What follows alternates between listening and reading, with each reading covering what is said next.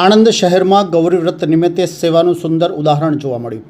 આઝાદ મેદાન પાસે આવેલા જલારામ મંદિર સેવા ટ્રસ્ટ દ્વારા ભાવિકો માટે રાહત દરે ખાવાનું વિતરણ શરૂ કરવામાં આવ્યું છે। ખાસ વાત એ છે કે આ યોજનાનો લાભ લેવા વહેલી સવારથી જ મહિલાઓ સહિત પરિવારોની લાંબી કતારો જોવા મળી હતી। આણંદના આઝાદ મેદાન નજીક આવેલા જલારામ મંદિર સેવા ટ્રસ્ટ દ્વારા ગૌરી વ્રત નિમિત્તે આજે સોમવાર 13મી તારીખે સવારે 9 વાગ્યાથી રાહત દરે ખાવાનું વિતરણ શરૂ કરવામાં આવ્યું હતું।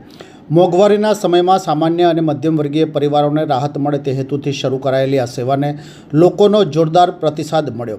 સવારે જલારામ મંદિરથી લઈ ટાઉન હોલ ચોકડી સુધી ખાવાનું મેળવવા માટે લોકોની લાંબી લાઈનો જોવા મળી હતી। ખાસ કરીને ગૌરી વ્રત કરતી બહેનોએ ઉત્સાહપૂર્વક આ યોજનાનો લાભ લીધો। અનેક મહિલાઓએ જણાવ્યું કે રાહત દરે અને ગુણવત્તાયુક્ત ખાવાનું મળતું હોવાથી જરૂર પડે તો 4 થી 6 કલાક સુધી પણ લાઇનમાં ઊભા રહી આ સેવાનો લાભ લેવા અમે તૈયાર છે।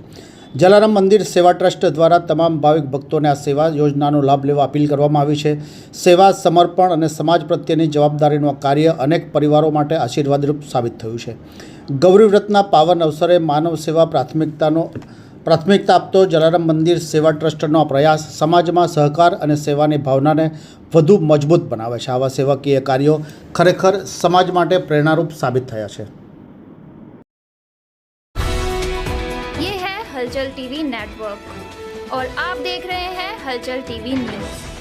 हर हलचल पर नज़र, हर हलचल की खबर।